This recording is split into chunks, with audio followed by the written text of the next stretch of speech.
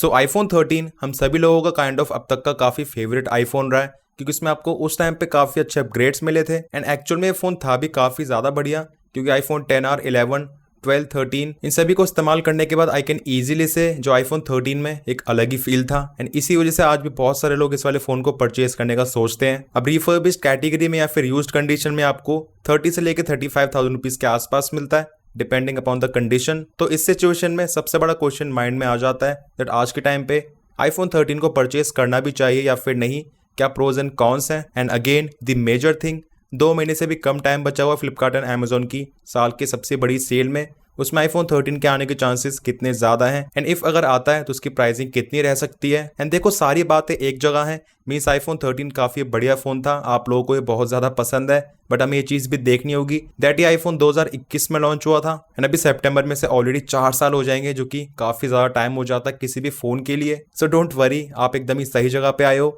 IPhone 13 के बारे में आपके मन में जितने भी डाउट्स हैं सभी एकदम क्लियर कर दूंगा। एंड हाँ, इसी तरह की इन्फॉर्मेटिव वीडियोस को देखने के लिए you can subscribe our channel gadgets life. तो सबसे पहले उसी चीज की बात कर लेते हैं जिसके रिगार्डिंग आपके मन में काफी ज्यादा डाउट्स हैं दैट ये आईफोन सेल में आएगा भी या फिर नहीं।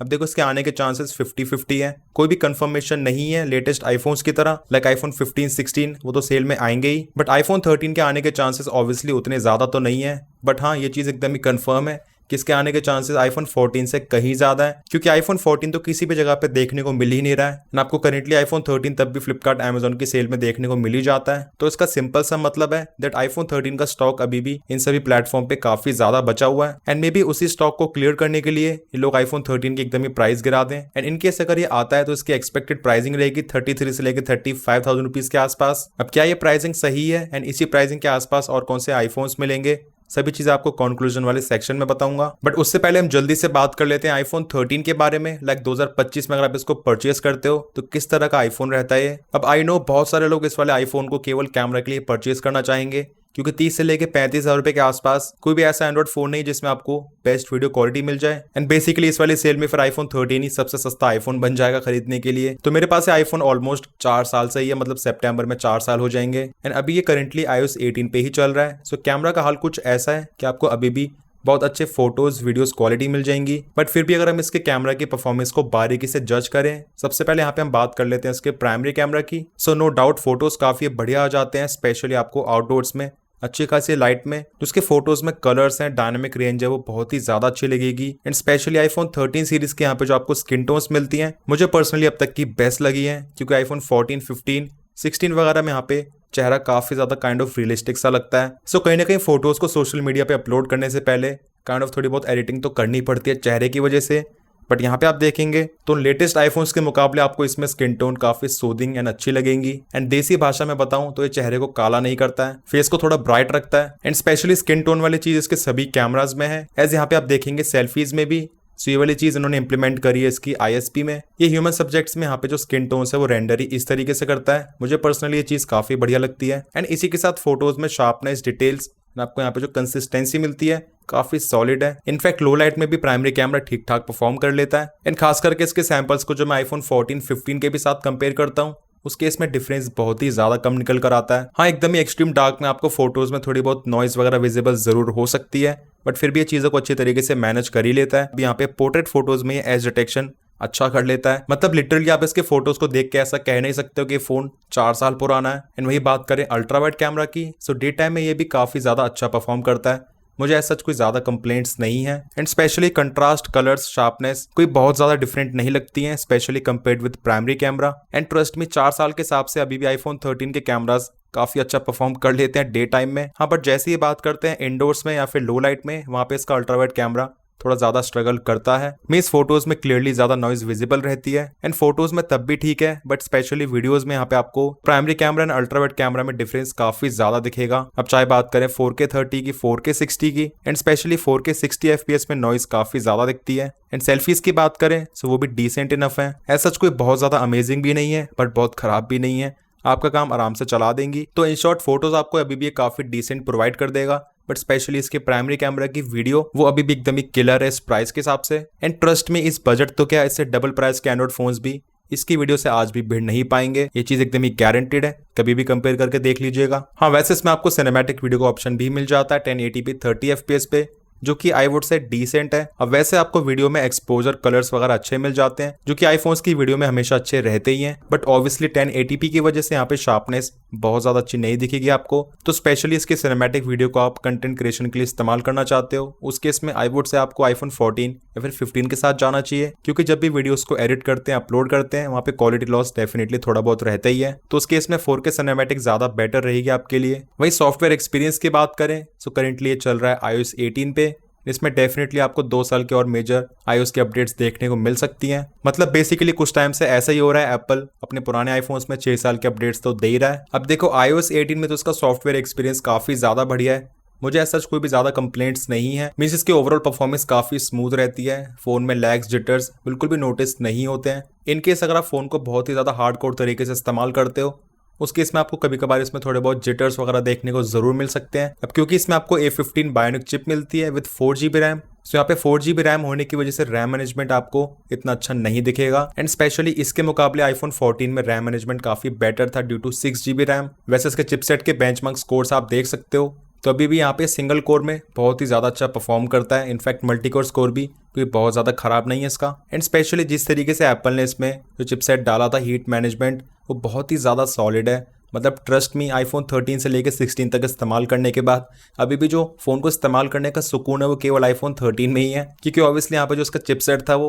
इतनी परफॉर्मेंस को एक्सट्रैक्ट करता था जितनी इस साइज के हिसाब से एकदम ही एप्रोप्रिएट है। एंड दैट्स वाई यहाँ पे इस फोन में आपको हीटिंग वगैरह बहुत ही ज्यादा कम दिखेगी। एंड क्योंकि आईफोन 15-16 में चिपसेट की परफॉर्मेंस काफी इंप्रूव कर दी है, दैट्स वाई फोन हीट भी ज्यादा होते हैं, क्योंकि फोन का साइज तो एग्जैक्टली इतना ही है, तो हीट जाएगी कहाँ, आपको फील ही होगी फिर बॉडी में। अब नॉर्मल यूजेज तो छोड़ दो, in fact medium to heavy usage में भी ये फोन इतना ज्यादा हीट बिल्कुल भी होता ही नहीं कि आपको बॉदर करे। एंड धूप में जितनी देर तक आईफोन 13 या फिर 14 वीडियो रिकॉर्डिंग कर सकते हैं बिना ओवर हीट हुए, वो चीज 15-16 बिल्कुल भी नहीं कर पाते हैं। हीटिंग की वार्निंग काफी जल्दी आ जाती है। सो इन टर्म्स ऑफ परफॉर्मेंस एकदम ही टेंशन फ्री रहना। बट वही बात आ जाती है, ये सारी कहानी है iOS 18 तक। तो इफ अगर आप लोग देखना चाहते हो आईफोन 13 में iOS 26 किस तरीके से परफॉर्म करता है, कमेंट सेक्शंस में जरूर बताना। अगर ज्यादा लोगों की रिक्वेस्ट आएंगी तो आपको मैं जरूर शो करूंगा। एंड वैसे अगर आप इसमें गेमिंग वगैरह भी करना चाहते हो कोई भी इशू नहीं रहेगा। BGMI में HDR+ एक्सट्रीम का सपोर्ट आपको मिल जाता है। एंड गेम प्ले काफी स्मूथ रहता है 60 FPS पे। एंड इसी के साथ इनफैक्ट जितनी भी और गेम्स है उसमें आपको हाई FPS मींस 60 FPS तक का सपोर्ट मिल ही जाता है। एंड स्पेशली 60 FPS होने के बाद भी यहाँ पे जो FPS है एकदम ही कांस्टेंट रहते हैं ज्यादातर गेम्स में। एंड गेम खेलने का मजा भी काफी ज्यादा आता है क्योंकि फोन हीट इतना नहीं होता है। बाकी इसी के साथ और चीजों की बात करें, लाइक इसका हार्डवेयर, इसकी बिल्ड क्वालिटी, उसमें भी कोई डाउट नहीं है। हर आईफोन की तरह इसमें भी आपको एकदम ही सॉलिड बिल्ड क्वालिटी मिल जाती है। डायगोनल कैमरा सेटअप जो कि बहुत सारे लोगों को पसंद आता है। एंड पर्सनली मुझे भी यहाँ पे जो डायगोनल कैमरा सेटअप था ज्यादा बेटर लगता था आईफोन 16 वगैरह के मुकाबले। इस वाले कैमरा मॉड्यूल का एकदम ही अलग लुक आता था। वहीं डिस्प्ले की बात करें जिसमें आपको टिपिकल ब्राइटनेस 800 निट्स की मिल जाती है। आज के टाइम पे जितने भी एंड्रॉइड फोन्स आ रहे हैं इस बजट में, इसके मुकाबले ब्राइटनेस में काफी ज्यादा आगे निकल जाएंगे, ये चीज एकदम ही श्योर है। हाँ वैसे यूजिबिलिटी की बात करें तो आपको इशू होगा नहीं, क्योंकि आउटडोर्स में सनलाइट में आपको यहाँ पे जो विजिबिलिटी है वो ठीक ठाक मिल जाती है। एंड वैसे भी कोई कमी है नहीं, HDR कंटेंट के लिए अच्छी खासी ब्राइटनेस है 1200 निट्स की। एंड आपको प्रॉपर्ली सभी प्लेटफॉर्म्स पे HDR वगैरह का सपोर्ट तो मिल ही जाता है। हाँ खासकर यहाँ पे जो आईफोन 13 के स्पीकर्स है वो काफी ज्यादा कमाल के हैं। अब इसके बाद मेनली बैटरी लाइफ की बात कर लेते हैं। तो 4 साल के बाद इसकी बैटरी हेल्थ का क्या सीन है। अब देखो इसको परचेज करने के बाद इसको मैंने लगभग 6-7 महीने इस्तेमाल करा था, उसके बाद प्रो मैक्स सीरीज में स्विच कर लिया था। एंड उसके बाद जस्ट ये ओकेजनली इस्तेमाल होता है वीडियोस को शूट करने के लिए। यहाँ पे आप देखेंगे इसकी बैटरी हेल्थ 97% है। एंड इसकी बैटरी हेल्थ 100% काफी ज्यादा टाइम तक रही थी। मतलब जितने भी आईफोन्स मैंने परचेज करे हैं सबसे ज्यादा बैटरी हेल्थ इसी की टिकी थी 100 तक। एंड अभी 2-3 महीने पहले से ये ड्रॉप होने लगी है। आई नो ये अब काफी ज्यादा जल्दी ड्रॉप होगी क्योंकि 100% बैटरी हेल्थ कहीं ना कहीं एक ग्लिच था इसमें। बट फिर भी वैसे अगर हम इसकी बैटरी लाइफ की भी बात करते हैं काफी ज्यादा अच्छी है। मींस यहाँ पे जो इसकी चिपसेट की स्टेबिलिटी है वो आपको बैटरी लाइफ में भी दिखेगी।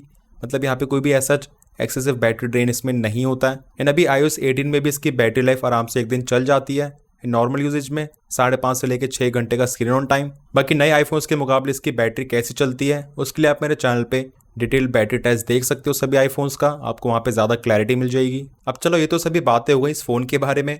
अब हम एक्चुअल में बात कर लेते हैं कंक्लूजन की, जो कि सबसे ज़्यादा इंपॉर्टेंट है। तो सबसे पहली चीज़ आ जाती है आईफोन 15 की प्राइसिंग। 99% यहाँ पे जो इसकी प्राइसिंग है वो अंडर 45,000 रुपीज़ रहेगी। अब क्योंकि आईफोन 15 ही आपको 43 से लेकर 45,000 रुपीज़ के आसपास मिलेगा, क्योंकि खुद ही सोच के देखिए आईफोन 15 के मुकाबले इसकी प्राइसिंग 20,000 रुपये कम रहनी चाहिए, जो कि होती है 25,000 रुपये, बट ऐसा होगा नहीं। एंड इसी के साथ इनफैक्ट जो यहाँ पे आईफोन 16e है वो 60,000 रुपये का लॉन्च हुआ था, अभी वो करेंटली 48-49,000 रुपीज़ का ईजिली मिल जाता है। एंड काफ़ी हाई चांसेस आईफोन 16e भी आपको इस वाली सेल में 40,000 रुपीज़ के आसपास देखने को मिल सकता है। तो इनकेस अगर आईफोन 13 30,000 रुपये के आसपास आता है या फिर इनफैक्ट 32,000 रुपीज़ के आसपास भी, तब भी आप इसको डेफिनेटली परचेज कर सकते हो। बट अगर इसकी प्राइसिंग 34-35 तक आती है, उस केस में रैदर आपको आईफोन 16e के लिए जाना चाहिए। हाँ, बस इसकी तरह अल्ट्रा वाइड कैमरा नहीं है, बट बाकी इसके अलावा हर चीज़ में वो इससे बेटर ही रहेगा फिर। Like better battery life, better performance, Apple intelligence का सपोर्ट, तो लॉन्ग टर्म में वो आईफोन काफ़ी बढ़िया रहेगा। एंड स्पेशली कैमरा की परफॉर्मेंस भी स्लाइटली बेटर ही है, बेटर चिपसेट की वजह से। एंड एक और चीज़ यहाँ पे आ जाती है, क्योंकि आईफोन 14 के बाद से यहाँ पे जो बैक ग्लास के टूटने की रिपेयर कॉस्ट है वो कम हुई थी। इनकेस अगर आईफोन 13 का बैक ग्लास टूट जाता है एंड आप सोचते हो ऑफिशियली इसको एप्पल से रिपेयर करवा लेता हूँ, उस केस में इसकी प्राइसिंग 32,500 रुपये रहेगी। एंड वहीं आईफोन 16e या फिर आईफोन 15 वगैरह की केवल 15,000 रुपये के आसपास। बाकी फ्रंट ग्लास है फिर डिस्प्ले की कॉस्ट तो एक्जैक्टली सेम ही है, उसमें कोई डिफरेंस नहीं है। अब मैं आपको सारे एस्पेक्ट इसीलिए बता रहा हूँ क्योंकि आपको सभी चीजें पता होनी चाहिए डिसीजन लेने से पहले, क्योंकि सेल रोज रोज आती नहीं है। बाकी आप लोगों को क्या लगता है दैट आईफोन 13 की प्राइसिंग कितनी आएगी, वो कमेंट सेक्शंस में जरूर बताना। एंड इसी के साथ जो लोग आईफोन 13 को अब तक इस्तेमाल कर रहे हैं, कैसा एक्सपीरियंस है आपका इस आईफोन के साथ, जरूर शेयर करना। एज लोग खरीदने का सोच रहे हैं उनको काफी हेल्प मिलेगी। वीडियो पसंद आया, इन्फॉर्मेटिव लगा तो make sure to like this video and channel पर न्यू है तो make sure to subscribe this channel along with bell icon. कोई भी डाउट्स है फिर क्वेरीज हैं, you can ask in the comment sections. मिलते हैं मेरे नेक्स्ट इन्फॉर्मेटिव वीडियोस में। Till then take care.